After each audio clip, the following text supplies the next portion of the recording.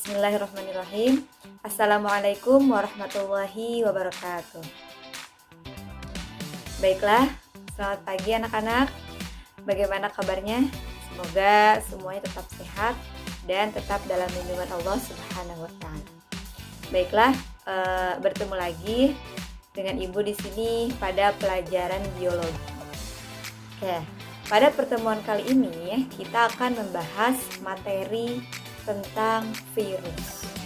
Sebagaimana pertemuan yang lalu kita sudah belajar tentang keanekaragaman hayati. Maka pertemuan kali ini kita akan membahas tentang virus. Baiklah, sebelum kita mulai, di sini Ibu punya gambar, ya. Coba kalian perhatikan. Ketika kalian melihat itu, terlihat seperti apa? Apakah seperti alien atau seperti makhluk luar angkasa yang lain? Tidak ya. Itu adalah gambar salah satu jenis virus, yaitu virus bakteriofag yang akan kita bahas di pembahasan hari ini. Baiklah, selanjutnya adalah ciri-ciri virus, ya. Virus, jika kita bandingkan dengan makhluk hidup, dia tidak bisa hidup atau berkembang biak dengan dirinya sendiri. Artinya, dia memerlukan sel hidup yang lain atau sel inang untuk dia bisa bertahan, untuk dia bisa berkembang biak. Nah, sifat ini yaitu salah satu kemiripan dengan sifat parasit. Dan ada pun ciri-ciri virus yang lainnya, diantaranya adalah virus tidak bisa bergerak. Kedua, virus tidak bisa membelah diri. Yang ketiga, virus tidak bisa diendapkan dalam sentrifugasi biasa. Dan yang terakhir, virus itu dapat dikristalkan. Baiklah, selanjutnya yaitu struktur umum pada virus. Yang pertama, virus itu adalah jenis makhluk hidup aseluler. Apa itu aseluler? Yang artinya dia tidak memiliki sel seperti makhluk hidup secara umum. Yang kedua, virus berukuran lebih kecil daripada bakteri, yaitu dia berukuran 20 sampai dengan 300 milimikron. Yang mana 1 mikron sama dengan 1000 milimikron. Dan yang ketiga, virus itu hanya memiliki salah satu asam nukleat dari DNA dan RNA.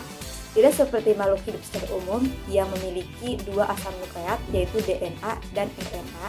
Pada virus ini dia cuma memiliki satu saja, yaitu DNA ataupun RNA. Struktur yang keempat yaitu virus itu berupa kristal. Dan yang kelima, virus adalah memiliki macam-macam bentuk seperti yang terlihat di gambar ini ya. Bahwasannya ini contoh dari macam-macam bentuk virus. Dan yang terakhir, virus itu memiliki salah satu DNA ataupun RNA yang diselubungi oleh kapsid, yaitu sejenis protein yang berfungsi untuk melindungi diri. Selanjutnya adalah virus pemakan bakteri. Virus pemakan bakteri ini sering dijuluki dengan bakteriophag atau disebut dengan fag.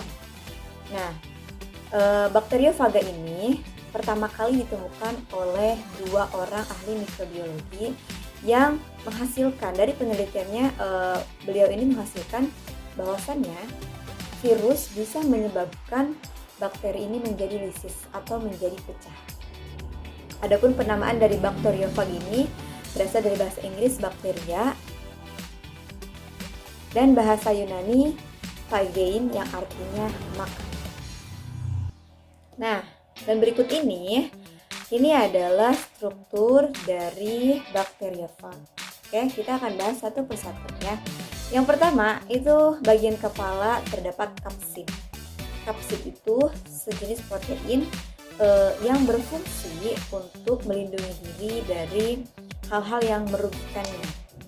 Kemudian di dalam kapsid terdapat asam nukleat, DNA ataupun RNA. Nah, Di bawahnya terdapat bagian leher. Leher ini berfungsi untuk melekatkan kepala dengan selubung ekor.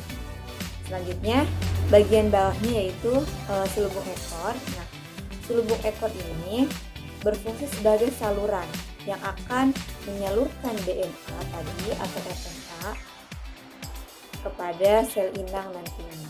Di bawahnya terdapat dasar. Dasar ini berfungsi untuk melekatkan selubung ekor dengan serabut ekor. Dan yang terakhir, paling bawah itu ada serabut ekor. Nah, serabut ekor ini berfungsi untuk melekatkan dirinya nanti kepada sel inang atau sel hidup yang akan dia tumpangi sebagai tempat untuk dia berkembang biak. Nah, selanjutnya di sini adalah perkembangan virus. Pada perkembangan virus terdapat dua jenis infeksi, yaitu infeksi secara litik dan secara lisogenik. Apa perbedaannya? Perbedaannya adalah yang pertama, pada litik virus akan menghancurkan sel inang. Jadi akan melisiskan sel inang ataupun sel hidup yang dia tumpangi. Sedangkan infeksi lisogenik dia tidak akan menghancurkan sel inang, dia hanya akan berintegrasi bersama untuk dapat berkembang biak. Nah, adapun pada infeksi litik ada beberapa fase. Yang pertama adalah fase adsorpsi, yang kedua penetrasi, yang ketiga fase replikasi, yang keempat yaitu fase perakitan, yang kelima fase pembebasan. Adapun pada infeksi secara lisogenik, fase-fasenya adalah ada fase adsorpsi dan infeksi, ada fase penetrasi, ada fase penggabungan, dan yang terakhir adalah fase replikasi. Oke, yang pertama di sini adalah infeksi secara litik. Bisa kita lihat ya gambarnya di sini. Nomor 1 itu adalah fase di mana virus atau bakteriofag ini berusaha untuk merusak dinding sel inang dengan menggunakan enzim lisosom yang dia miliki. Nomor 2 itu adalah dia sudah berhasil masuk ke dalam sel inang atau dia sudah berhasil masuk ke dalam inti sel pada sel inang tersebut. Dan pada nomor 3, setelah itu dia akan merusak DNA bakteri, yaitu digunakan untuk replikasi dan sintesis. Pada tahap replikasi, dia akan berusaha untuk membentuk DNA-nya. Sedangkan pada tahap sintesis, dia akan berusaha untuk membentuk kapsid, yaitu yang akan melindungi DNA tersebut. Nah, dan pada nomor 5, terbentuklah ratusan bakteriofag baru, ratusan individu virus yang baru, yang siap untuk dikeluarkan, yang siap untuk mengeluarkan diri dari sel inang tersebut. Dan dilihat nomor 6, itu adalah fase pembebasan di mana seluruh bakteriofag dia keluar dari sel inang tersebut mencari sel inang yang baru.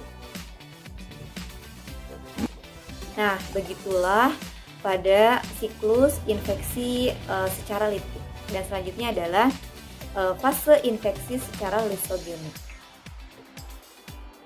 Oke, seperti yang udah Ibu bilang ya, pada infeksi lisogenik ini dia tidak menghancurkan sel inang, tidak menghancurkan sel hidup yang dia tumpangi, tidak. Tapi dia hanya berintegrasi agar dia bisa ikut membelah dirinya, agar dia bisa ikut berkembang biak. Seperti yang bisa kita lihat pada gambar, bahwasannya bakteriofag ini dia akan menyisipkan DNA-nya kepada sel inang, kepada DNA sel inang. Yang dengan begitu, ketika sel inang ini membelah, ketika sel inang ini berkembang biak, maka secara langsung dia pun sel bakteriofaga tersebut akan ikut membelah, akan ikut berkembang biak. Nah, begitulah pada fase lisogenik ya, yang tidak menghancurkan sel inangnya. Jadi sel inangnya tetap utuh, namun dia bisa berkembang biak dengan banyak. Nah, baiklah, sekian materi virus pada pertemuan kita kali ini. Semoga bermanfaat, semoga kalian bisa mempelajarinya dengan baik. Sampai bertemu lagi di pertemuan berikutnya pada pembahasan penyakit atau virus yang menyebabkan penyakit pada hewan dan juga manusia. Terima kasih. Wassalamualaikum warahmatullahi wabarakatuh.